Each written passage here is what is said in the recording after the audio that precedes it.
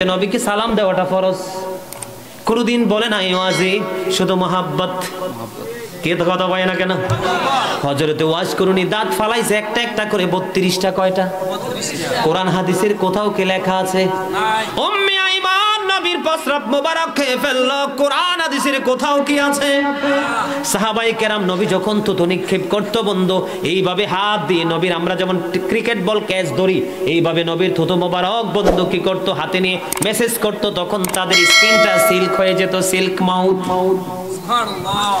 বন্ধুরে আমার, মালিক বিন সিনান উহুদের ময়দানে নবীর রক্ত মোবারক খেয়ে ফেললো। এটা কি কোথাও কি বলা আছে কোরআনে হাদিসে? এটা হলো প্রেম। আমরা নবী সম্মানে দাঁড়াই। এটা কি যদি কেউ বন্ধু বেদাত বলে প্রমাণ নেন? হাসরের দিন ফয়সালার শেষে আপনি জান্নাতে যাবেন, তখন আপনিও হয়ে যাবেন জওয়ান। কোন জান্নাতি বুড়া হইয়া জান্নাতে যাবে না। খবর কি মজার না সাজার? হে রাসূল তোমায় ভালোবাসি, অন্তরে শুধুই মুখে না, জান্নাতের আশায় নয় হে রাসূল, জাহান্নাম কেউ ডরি না। ঠিক কি না বলেন? জান্নাতের আশায় না, জাহান্নামকে ভয় করে না। ভালোবাসতে হবে, তাই প্রাণের নবীকে ভালোবাসি রে। যারা নবীকে বলে আমাদের মতো বলে নবীর ইজ্জতের চাদর ধরে টান দেয়, তারার কপাল পড়ে গেছে। বন্ধু নবী পৃথিবীতে এসেই বলেছে রব্বি হাবলি উম্মতি, আমার উম্মতগুলোকে আমার হাওলা করে দাও। কাল কিয়ামতের দিন নবীর জবান মোবারকে থাকবে রব্বি সাল্লিম, রব্বি সাল্লিম, আমার উম্মতগুলোকে শান্তিতে রাখো, নিরাপদে রাখো। জোরে জোরে সুবহানাল্লাহ। সেই নবীকে সাধারণ ভাবলে কি বলেন ঈমান থাকে কি যায়? কথা বলেন না কেন? আমি যে সেন্টেন্সটা ইউজ করেছিলাম, বন্ধু নবী বলেছেন আমি তখন নবী যখন আদম ছিল পানি মাটির মাঝে। জোরে বলেন না ঠিক না বেঠিক? এই যে নবী যে বলছে এই কথাগুলো সত্য না মিথ্যা? নবীর পরিবার সম্পর্কে যে দলিলগুলো দিছে হাদিস শরীফগুলো সত্য না মিথ্যা? বন্ধুরে আমাদের তো লজ্জা লাগা উচিত। আমাদের লজ্জা হয় বন্ধু, আমরা মুসলমান হওয়ার পরেও নবীকে খাটো করে কথা বলি। আপনাদেরকে যদি আমি ব্যতিক্রম একটা মেসেজ দিতে চাই বন্ধু, আমার মুর্শিদ ডক্টর আহমদ পেয়ারা বাগদাদি, যিনি বোস্টন ইউনিভার্সিটির ইংলিশ লেকচারার ছিলেন বন্ধু, উনি যখন কিতাব লেখছেন অনস্টপলি ইংলিশ লিখেছেন। যখন তিনি উর্দুতে লিখেছেন ননস্টপলি বন্ধু উর্দুতে লিখেছে, যখন বাংলা এবং আরবি নিয়ে লিখেছে তখন সেটা ম্যাচিং করেছে বন্ধু। উনি অত্যন্ত চমৎকার ভাবে বলে দিয়েছেন, of all the great religious personalities of all prophet Muhammad রাসূলুল্লাহ সাল্লাল্লাহু আলাইহি ওয়াসাল্লাম। জোরে জোরে সুবহানাল্লাহ। ইমামতি থেকে রাজনীতি পর্যন্ত, রাজনীতি থেকে ইমামতি পর্যন্ত এই পৃথিবীর বুকে যত নবী রাসূল এসেছে, ঠিক কিনা বলেন? সবার চাইতে সফল হলো আপনার আমার নবী। এটা তো বাংলাদেশের একজন স্কলার বলেছেন, আল্লাহর বন্ধু বলেছেন। আমেরিকার গবেষক মাইকেল এইচ হার্ট তিনি কি বলেছে জানেন? আমরা কি জানেন? আরে ভাই, আমাদের কপাল তো, আমাদের নসিব তো খুশনসিব। আমেরিকার গবেষক মাইকেল এইচ হার্ট তিনি বলেছেন the 100 A ranking of the most influential person in the history. 100 জন প্রভাবশালীর তালিকা করেছেন তিনি। এর মধ্যে সবচেয়ে সেরা হিসাবে আপনার আমার নবীকে তিনি চিহ্নিত করেছেন। জোরে বলেন সুবহানাল্লাহ। আমরা যেই নবীর উম্মত হতে পেরেছি, আহ কি চমৎকার, ঠিক কিনা বলেন? বন্ধুরে আমার, এবার আমি আপনাদেরকে বলে দিতে চাই, কোরআন ও নবীর মাধ্যমে পাইছি, হাদিস ও নবীর মাধ্যমে পাইছি কি পাইছি না? এগুলোর মধ্যে সন্দেহ করা যাবে? হযরত মুহাম্মদ সাল্লাল্লাহু আলাইহি ওয়াসাল্লাম was born in Arab country. His father's name was Abdullah. His mother's name was Amina. His father said died before he was born. He lost his mother in his childhood. He was very truthful. Zuri zuri subhanallah. আমার নবী ছিলেন শ্রেষ্ঠ সত্যবাদী। কি কথা বলে না কেন? আমার নবী কি ছিলেন? শ্রেষ্ঠ সত্যবাদী। বন্ধু নবী সম্পর্কে খুব কেয়ারফুল থাকতে হবে। এবার আমি আপনাদেরকে বলি, নবী যে আগমন করলো, কি করলো? নবীজি এই যে আমি বলতেছিলাম কোথায় মনে আসেনি, আল্লাহ নবীর বেলায় শুধু আরসালনাকা বলছে, কি বলছে? আল্লাহ বলেছে আমি আমার হাবিবকে পাঠাইছি। জন্মের কথা বলে নাই, যে আল্লাহ এটা বলে নাই যে আমি সেই দিনই সৃষ্টি করেছি। নবী বারবার বলেছেন আমার নবীকে পাঠাইছে। এখান থেকে বোঝা যায় বন্ধু আদম পৃথিবীতে দেখায় আগে, কিন্তু সৃষ্টির দিক দিয়ে আমার নবী আগে। আবার যদি শেষের দিকে নজর দেন, our prophet is the last prophet, আমাদের নবী হলো শেষ নবী। কথা বলে না? এই জন্য আমি সবসময় বলি we should obey our prophet মুহাম্মদুর রাসূলুল্লাহ সাল্লাল্লাহু আলাইহি ওয়াসাল্লাম। আমাদের প্রত্যেকের উচিত আমাদের প্রাণের নবীকে মান্য করা। মানতে পারলেই কিন্তু আমরা সফল, আর না মানতে পারলে কিন্তু আমরা কি? ধ্বংস। কথা বলেন ঠিক না ঠিক? আমি আপনাদেরকে যদি একটু করে বন্ধু বলতে চাই, নবীজি আমাদের মতো না, বেনজির বেমিসাল, তার প্রতি যে ঈমানটা সুন্দর সূক্ষ্মভাবে রাখতে হবে, এর জন্য আপনাদেরকে বলে দিতে চাই, এই পৃথিবীর বুকে মানুষের আগে আসে কি? মাথা। কথা কয় না? আমার নবী বন্ধু পৃথিবীতে আমাদের আগে আসছে মাথা। আয়েশা কানসি ওয়া ওয়া কইরা আউস গড়ে যেই মহিলা একজন আরেকজনের আউস গড়ে আসছে রে, গোসল ছাড়া গড়ে গেছে না, কারণ তার শরীরে নাফাকি আছে। কিন্তু বন্ধু আমার নবী যখন পৃথিবীর বুকে কদম দিল, এক্সাম্পল লম্বা ইয়ানা আমার আলোচনায় ছিল, টপিকস ঠিক কিনা? এক্সাম্পল হযরতে সুফিয়া রাদিয়াল্লাহু তাআলা আনহা তিনি বলে দিয়েছেন, যখন আমার নবী পৃথিবীর বুকে কদমটা বাড়াইলো, বন্ধু কদমটা বাড়ানোর পরে বন্ধু সুফিয়া রাদিয়াল্লাহু তাআলা আনহা বলল, আমিনার উদর থেকে ছেলে আসছে না মেয়ে আসছে, একটু দেখে আসি। এই চিন্তা করে সামনের দিকে যখন কদমটা বাড়াইয়া দিল, সুফিয়া বলল, রে পৃথিবীর মানুষ, হৃদয়ের জানালা খুলে সবাই শুনো গো, আমি যখন নবী মুহাম্মাদের কাছাকাছি গেলাম, হঠাৎ করে আমি দেখতে পাইলাম নূরের একটা চাদর এসে তার নিচের অংশ পুরোটা ঢেকে দিয়েছে। আমরা কেউ নবীর লজ্জাস্থান দেখতে পাই না।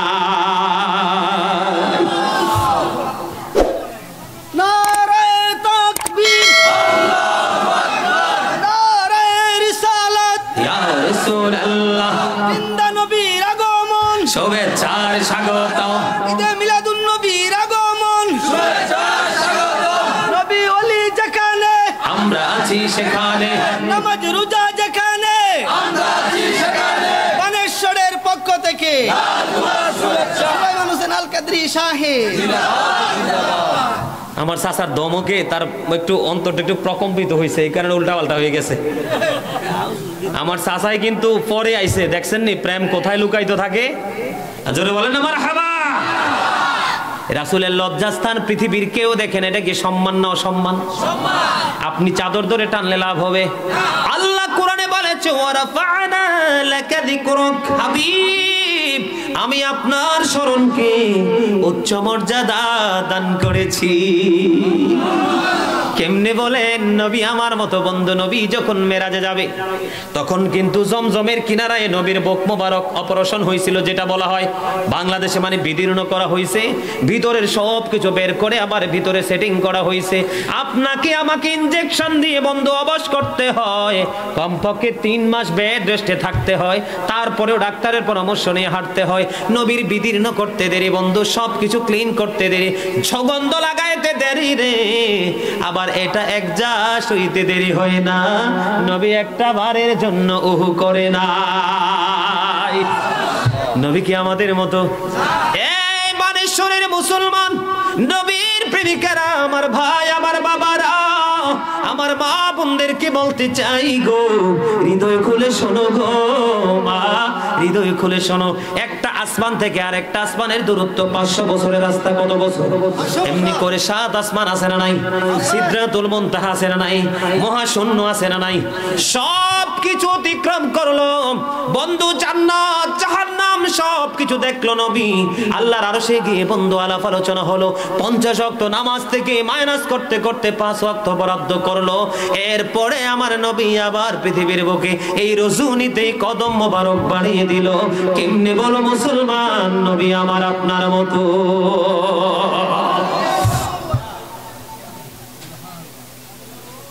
আরে ভাই, আপনার আমার পুরো বাংলাদেশটা গোটা পৃথিবী ব্যস্ত, তুমি এক আসমান থেকে আরেক আসমান ঘুরতে পারবো না এক যুগ ধরে। আর নবীকে বলে আমার মতো, আমি বলবো তোমার জ্ঞানের যথেষ্ট অভাব রয়েছে। বন্ধুরা আমার, ছোট ছোট লেখা লেখে, ছোট ছোট লেখা লেখে, চটি বই লেখে, বই পড়ে কিন্তু কখনোই জ্ঞান অর্জন করা সম্ভব। নবী সম্পর্কে জানতে হলে সহি কিতাব অর্জন করতে হবে, তাহলেই জীবন বদলাবে, ঈমান টেকসই হবে। ঠিক কিনা বলেন? বন্ধুরে আমার, আমরা আসছি মাথা দিয়া, আমরা করছি ওয়া ওয়া। নবীর আসছে দুইটা প্রথম কদম রে। আপনাদেরকে এক্সাম্পলটা দেই, এই নবীর জামানায় আমরা যদি এই মাঠে নামাজ পড়ি হবে, ওই যে বন্ধ রাস্তায় নামাজ পড়ি না হবে, ওই যে পাহাড়ের চূড়ায় পড়ে হবে। কেন জানেননি? আমার নবী আসার আগে পৃথিবীকে আল্লাহ মসজিদ বানায় নাই। নবীর পা মোবারক লাগতে দেরি রে, উম্মতের জন্য গোটা পৃথিবী মসজিদ হয়ে গেছে। কথা কি বলতে হবে আরো? জি, কথা বলেন, বলতে হবে। আমার নবী আপনার নবী, আমরা ওয়া ওয়া বলে কামছি বন্ধু। আমার নবী আইসাল কদমে সেজদা দিয়েছে, সুবহানাল্লাহ। পৃথিবীতে এসে কি দিয়েছেন? সেজদা দিয়েছে। বন্ধু, যারা বলবে নবী আমার মতো আমি বলবো তাদের ঈমান নাই, তাদেরকে প্রশ্ন করবেন নবী যে পৃথিবীতে আসলো, তোমার আমার খতনা করাইছে তো একটা খলিফায়। আমার নবীকে খতনা করাইছে কে? পৃথিবীতে কেউ দলিল দিতে পারবে না। আমার নবী খতনা করা অবস্থায় পৃথিবীতে এসেছে। আমার নবী নাভি মোবারক কাটা অবস্থায় পৃথিবীতে এসেছে। আমার নবীর শরীর কোন ধরনের পবিত্র ছিল, কোন ধরনের কোন ময়লা ছিল না।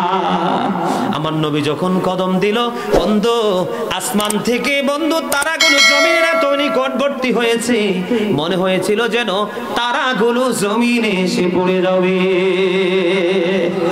জোরে কয় না সুবহানাল্লাহ? আরো জোরে, আরো জোরে মোহাব্বতে। মনে হয় না যে মাত্র সন্ধ্যা হয়েছে? কি মনে হয়? সন্ধ্যা হয়েছে, কিন্তু এদিক দিয়ে 12টা বাজে গেছে। আমলের বয়ান রয়েছে হুজুর, ভাল লাগে। আরে ফাইন খেলা, মারহাবা বলে। সুন্দর বাজে গেছে, বুঝেন আপনারা? আমার আওয়াজ বুঝতেছে? আরে বাবা রে, জোরে বলেন আলহামদুলিল্লাহ। আর জোরে, আর একটু মহাব্বতে। এই যে নবী নূর আমাদের মতো না, বিভিন্ন দিক থেকে প্রমাণ দিলাম, বিশ্বাস হয়েছে তো? এটা কি সারা জীবন মনে রাখবেন তো? মনে যদি রাখতে পারেন, অল্প আমল নিয়ে গেলেও কিন্তু নবীর সাথে মোলাকাত হবে। জোরে বলেন না সুবহানাল্লাহ। এবার বন্ধু, বাংলাদেশে নতুন আর একটা ফিতনা বের হয়েছে, এদিকে তাকান। চাচা গো, নজর দেন আমার দিকে। প্রেমেরই বাজারে কে যাবি চলে রে, আমিও যাব তোর সঙ্গেতে। ঠিক করে বলে, আমরা প্রেমেরই বাজারে বসেছি সবাই মিলে। ঠিক কিনা বলে বন্ধু? সবাইকে মন দিতে হবে, মনে রাখতে হবে, দুনিয়ার জোর খাটাইয়া চললে চলবে না। পদ্মা মেঘনা যমুনার তীরে কত ঢেউ চলে যায়, আসে না তো ফিরে। আমিও চলে যাব এমনি করে, আসবো না কভু ফিরে। বলেন পদ্মা মেঘনা যমুনার তীরে কত ঢেউ চলে যায়, আসে না তো ফিরে। ঠিক কিনা বলে? এগুলো মনে রাখতে হবে বন্ধু। ছোট্ট ছোট্ট টপিকস। আল্লাহর প্রতি শহীদ যারা, উচ্চ তাদের শান, মহান খোদা করেন তাদের এমন জীবন দান। রুহু তাদের বানাইয়া সবুজ বরণ পাখি, জান্নাতুল ফেরদাউস বিছে দেন যতনে রাখি। সেথায় থাকি খাই তাহারা জান্নাতি ফলমূল, ওরে বেড়ায় রয় হামেশা খুশিতে মশগুল। আরে ভাই, এগুলো গানি লোকরা বুঝবে, যাদের বিবেক আছে তারা বুঝবে। কথা কি বুঝে আসছে বন্ধুরে আমার? এবার ওই জায়গাটা ক্লিয়ার তো? তথ্য দিলে আমি গুনাহগার, মদিনাওয়ালার প্রেম সিনাই একটু আছে, এই জন্য মালিক এই জানি কিছু দিছে। তথ্য দিলে নবী বেমিসাল বেনজির নিয়ে সময় পার করে দিতে পারবো। এত বেশি বন্ধু অহংকার করে বলছি না, প্রেমের কারণে সিনাই সংরক্ষণ আছে। আলহামদুলিল্লাহ বলেন। এবার একটা জায়গা ক্লিয়ার করব বন্ধু, ছোট্ট টপিক আরেকটা দিব। এই বর্তমান জমানায় অনেকেই বলে নবী নাকি মরে গেছে,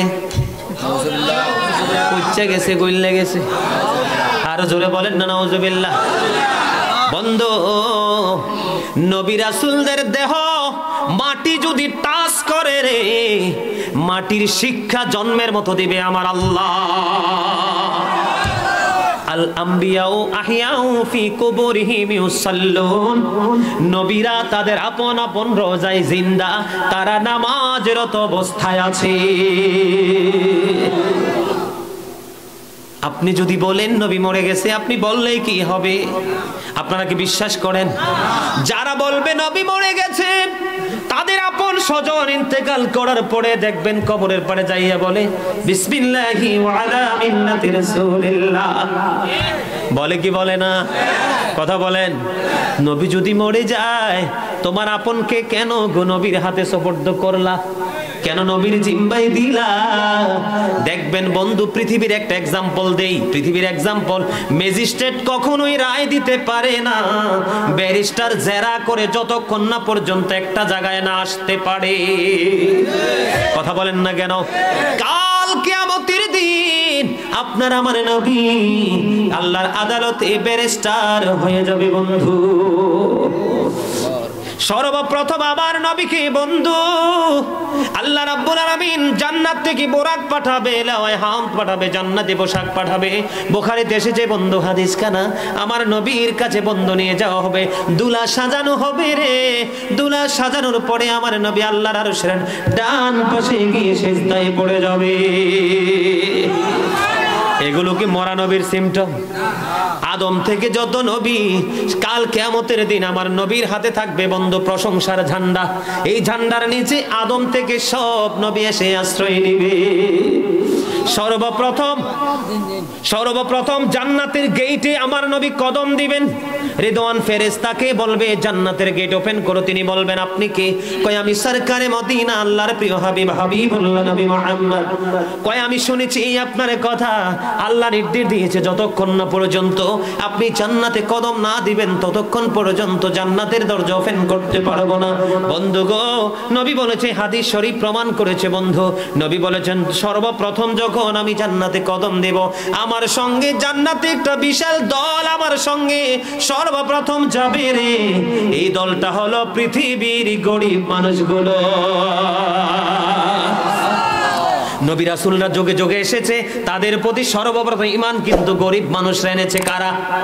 এই জন্য গরিবরা জান্নাতে যাবে। ওয়াজ যখন হয়, মসজিদে জুমায় যখন আলোচনা হয়, দেখবেন বড় লোকরা টাকার গরিমায়, ক্ষমতার গরিমায়, লাঠির গরিমায় অনেক সময় ইমাম সাহেবের বক্তব্যটা মানতে রাজি হয় না, প্রতিহত করতে চায়, এমনকি মানেও না, এরকম আছে না নাই? কিন্তু গরিব মানুষ খাইতে না পাক, পড়তে না পাক, ইমাম সাহেবকে ভালোবাসতে চায় বেশি। এই জন্য জান্নাতে যাবে রে। আমি বিশ্বাস করি এখানে যারা আছেন তাদের একজনের ঈমানের মধ্যে গলদ নাই। সুবহানাল্লাহ বলেন। তাহলে নবী যে জিন্দা, এটার দলিল আছে না নাই? কথা বলেন না কেন? এবার আমার দিকে তাকান। আমরা যে নবীকে দাঁড়াইয়া সালাম দেই, কি দেই? কথা কয় না। সালাম দেই কি দেই না? ইয়া নবী সালামু আলাইকা বলি কি বলি না? এখন বললে কয় বেদাত। মুয়েন কো মেজামু কি হমু, কি কয়? আপনাদেরকে আমি বুঝাই, বোঝার পরে সিদ্ধান্ত নেবেন, অতিরিক্ত কথা বলবেন না, কারণ কম কথায় শান্তি বেশি মিলে। আমি তো কম কথা বললে চলবে না, একটার পর একটা আপনাদেরকে বুঝাইতে হবে। কথা কয় না? আমি কম কথা বললে চলবে? কথা বলেন, চলবে না, বেশি বলতে হবে না? বন্ধুরে আমার, এবার আমার দিকে তাকান। হাফেজ সাহেব আমার আছে, সূরা ফাতির 9 নম্বর আয়াত। ভাই কত কষ্ট দেই তোমারে, কিছু মনে করো না। হ্যাঁ, সূরা ফাতির 9 নম্বর আয়াতটা বের করো, আমারে বের করে দাও, সময় বাঁচানোর জন্য বলছি। বন্ধু আমার ভাই ফয়সাল বার করতে থাকো, আমি আপনাদেরকে দেখাবো। তার আগে একটু বলে ফেলি, বলবো মসজিদে নববীর মধ্যে কিন্তু মিম্বার হয় নাই। মসজিদে নববীতে যখন মিম্বর হলো রে, হাসান ইবনে সাবিত মসজিদে নববীর মিম্বরে দাঁড়ায়া দাঁড়ায়া নবীর গৌরবময় জীবনী প্রকাশ করতে থাকলো। মা আয়েশা সিদ্দিকা রাদিয়াল্লাহু তাআলা আনহা থেকে হাদিস খানা বর্ণিত। বন্ধু যখন আমার নবী সম্পর্কে দাঁড়ায়া দাঁড়ায়া বলতে শুরু করলো, আমার নবী খুশি হয়ে গেছে রে, খুশি হয়ে গেছে। আমার নবী খুশি হইয়া বলে দিল, আল্লাহ হাসান ইবনে সাবিতকে রুহুল কুদ্দুসের মাধ্যমে সাহায্য করো। আমি আপনাদেরকে বলতে চাই, একজন সাহাবী যিনি ঈমান এবং চর্মচক্ষু দ্বারা নবীকে দেখছে, এই জন্য ওনাকে সাহাবী নাম দেওয়া হয়েছে, ঠিক কিনা? এই সাহাবী যদি নবীর সম্মানে দাঁড়াইতে পারে রে, আমাদের মতো গুনাহগার দাঁড়াইলে দোষ হয়নি বলেন? কথা বলেন, কেউ কি দোষ মনে করেন? বাইবার করছো কোনটা? 9 নম্বর আয়াত। আল্লাহ রাব্বুল আলামিন অত্যন্ত চমৎকার ভাবে সূরা ফাতির 9 নম্বর আয়াতে আল্লাহ রাব্বুল আলামিন অত্যন্ত চমৎকার ভাবে বন্ধ করে দিয়েছেন। আমি আপনাদেরকে বলে দিতে চাই, আল্লাহ রাব্বুল আলামিন বলেছেন, ওয়া তুআজ্জিরুহু ওয়া তুওয়াক্কিরু। জোরে জোরে বলুন না আল্লাহু আকবার। আরো জোরে বলেন আল্লাহু আকবার। আল্লাহ রাব্বুল আলামিন অত্যন্ত চমৎকার ভাবে তিনি বলে দিয়েছেন, বন্ধু, আল্লাহ রাব্বুল আলামিন বলেছেন, তোমরা আমার হাবিবকে সাহায্য করো এবং সম্মান করো। কি বলছে? সাহায্য করো এবং সম্মান করো। Help him and respect him. জোরে বলেন না সুবহানাল্লাহ।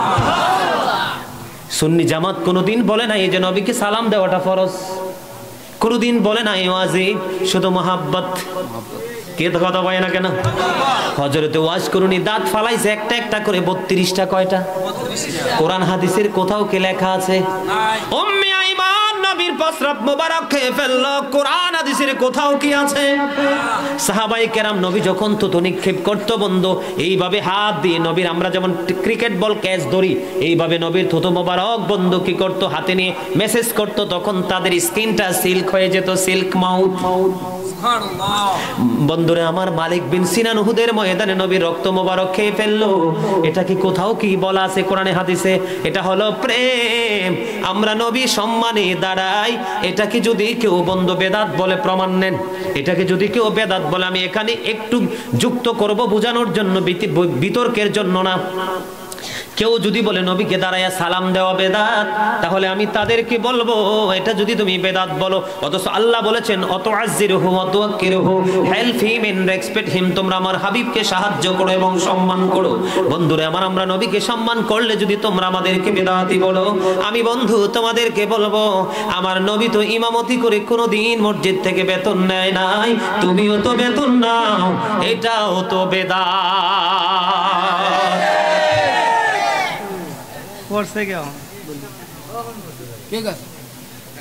আমার নবী ইমামতির বিনিময়ে আমি আবার গুনাহগার ঈদ করেছি বন্ধু পবিত্র ভূমিতে। দেখেছি মদিনা মসজিদে নববীর মধ্যে যখন বন্ধু প্রবেশ করলাম রে, মনে হয়েছে যেন জান্নাতুল ফেরদাউসে জিন্দা চলে এসেছি। বন্ধু, আপনাদেরকে বোঝানোর জন্য বলছি, যুবক বিশেষ করে কলেজ ইউনিভার্সিটির ছেলেদেরকে বল বুঝাইয়া বন্ধু রং পথে নিয়ে যায়, আমাদের কিচ্ছু হবে না। কারণ কি লাভ হবে আমি অন্যজনকে দোষে, সব পেয়েছি আমি আমার আপন কর্ম দোষে। যেমন কর্ম তেমন ফল আছে না নাই? আমাদের কোনো লাভ হবে না, আমাদের কোনো ক্ষতি হবে না। বন্ধু, আমার কাজ হলো আমিও বাঁচবো, তোমাদেরকে বাঁচাবো। এই বাঁচানোর জন্য এক্সাম্পল স্বরূপ একটা বন্ধু মেসাল দিলাম। নবী মিরাজ ইমামতি করে বেতন নেয় নাই, তুমি নাও, তুমি কিন্তু বেদাত করছো, সেটা একবারও বলো না। আমার নবী বন্ধু সভাপতি থেকে ধরে তৃণমূল পর্যায় পর্যন্ত কোনোদিন আমার নবী ইমামতি করে সিরিয়াল ধরে ধরে কারো বাড়ি দেখায় নাই। খাইছেনি, শুনছেননি কেউ? নবী ইমামতির বিনিময়ে কোনো উম্মতের বাড়িতে, সাহাবীর বাড়িতে কোনোদিন খায় নাই। তুমি তো লিস্ট আকারে খাও, এটাও তো বেদাত। একটা বার কেন বলো না বেদাত? কথা বলেন না কেন? এখন যদি আমি বলি আমার নবীর জামানায় যেই টুপিগুলো ছিল না, এখন যার যার দরবার কেন্দ্রিক টুপি বানায়া বানায়া মাথায় দিয়ে নামাজ পড়ো, এই টুপি পড়াও তো বেদাত। কই একবারও তো তুমি বলো না। কথা বলেন না কেন? এই যে আজকে সুন্দর একটা স্টেজ আলোক সজ্জা করে ওয়াজ করতেছি, এই মুহূর্তে নবী যেটা করে না, এটা আমাদের জন্য বেদাত। বলে হুজুর এগুলো তো যন্ত্র কি ইবাদতের সাথে যুক্ত হইছে কি হইছে না? কথা বলে না। আরে হারাম হালাল টাকার সাথে 10-9 টাকার সাথে 1 টাকা হারাম যুক্ত হলে কি হয়ে যায়? হারাম সব টাকা হারাম হয়। ইবাদতের ক্ষেত্রে নতুন যন্ত্র যদি ব্যবহার করো, তাহলেও এটা বেদাত বলেই গণ্য হবে। তুমি তো একবারও বলো না এটাও বেদাত। তার মানে এখানে বোঝা যায় নবীর সাথে তোমার দুশ্মনী আছে। তোমার যদি নবীর সাথে দুশ্মনী থাকে, তুমি নামাজ পড়ো না, রোজা রাখো না, হজ করো না, যাকাত দিও না, কোনো কিছুই তোমার কাজে লাগবে না। ছোট্ট করে বুঝাইলাম, আপনারা বাকি সবগুলো বুঝে নিতে পারবেন। দার নবীর জামানায় যে আমল ছিল না, তুমি এই আমল চালু করছো, ঠিক কিনা বলেন? খতমে বুখারী কি নবীর জামানায় ছিল? ইমাম বুখারী কি নবীর জামানায় ছিল? তুমি যে বুখারী খতম করো, এটাও তো বেদাত, কই একবারও দি বলো না। অথচ আল্লাহ বলেছেন অত আজিরহু অত আকিরহু সাল্লিমু তাসলিমা। বলছে কি বলছে না? আল্লাহ এত সুন্দর সুস্পষ্ট বয়ান দিল আল্লাহর হাবিব সম্পর্কে, তুমি মানো না, তোমার ঈমান চলে গেছে। তাইলে নবীকে দাঁড়াইয়া সালাম দিবেন কি দিবেন না? এখন অনেকেই মনে করতে পারে যে নবী তো আগে ছিল, হাসান ইবনে সাবিত দিল মানলাম, কিন্তু নবী এখন তো নাই। যে বলে নাই তারও ঈমান নাই, যে বলবে নাই তারও ঈমান নাই। কারণ আল্লাহ তো বলেছে নবী রাসূলরা তাদের রওজায় জিন্দা, তারা নামাজরত অবস্থায় আছে। কিও আছে না নাই? এই খবর আমরা পাইছি কি পাইছি না? মাটির জন্য হারাম নবীদের বডি মোবারক টাচ করা।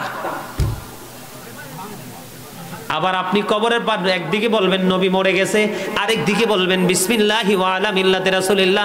তার মানে একদিকে আপনার ঈমানের সমস্যা, আরেক দিকে এক জায়গায় এক কথা, আরেক জায়গায় আরেক কথা, মুনাফিক। কথা কয় না?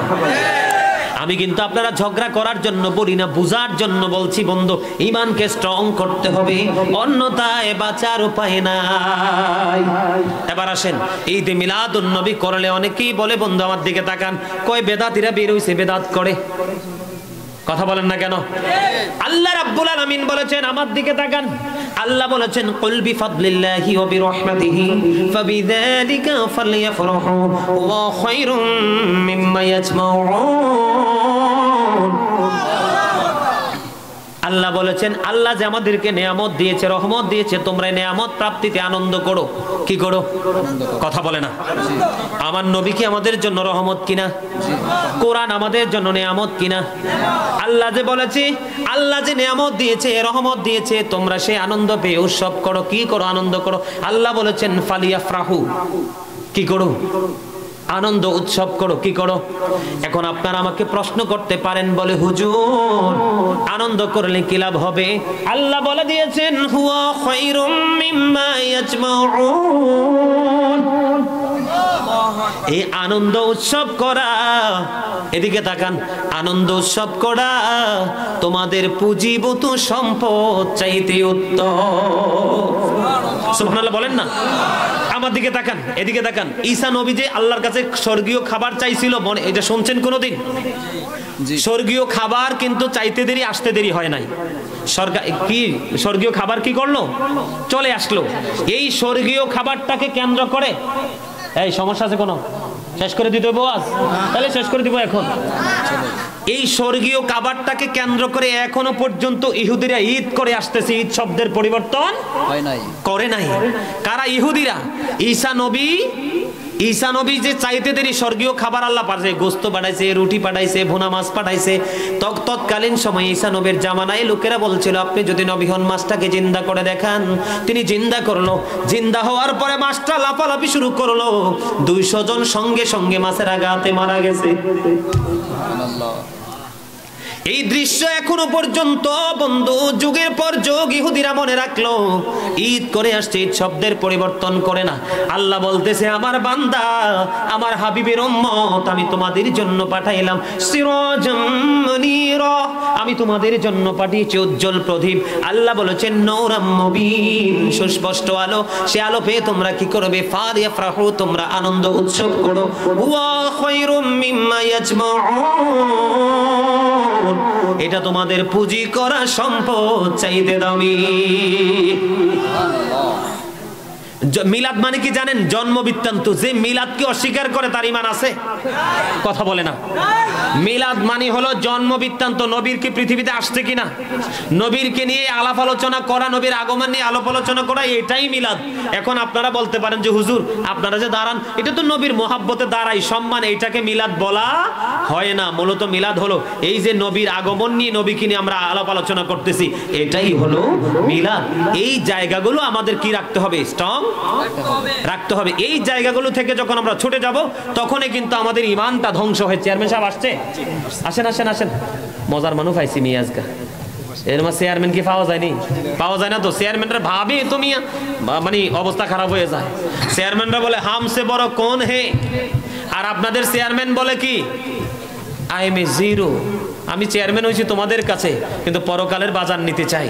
উনি কিন্তু আজকে পরকালের জন্য বাজার করতেছে, এটা বুঝতেছেন? উনি কি চাইলে ওনার ক্ষমতাটা দেখাইতে পারতো না? বাপ দেখাই চলে যেতে পারতো না? কথা বলে না। উনি কি এটা করছে? আলহামদুলিল্লাহ বলেন। আরে গ্রাম হইলে কি হয়েছে? অহংকার করতে তোর গ্রাম আর শহর লাগে না, ঠিক কিনা বলেন? কাছে আর দূরে লাগে না, ঠিক কিনা বলেন? তাহলে কি বোঝা যায়? এই মিলাদ এটা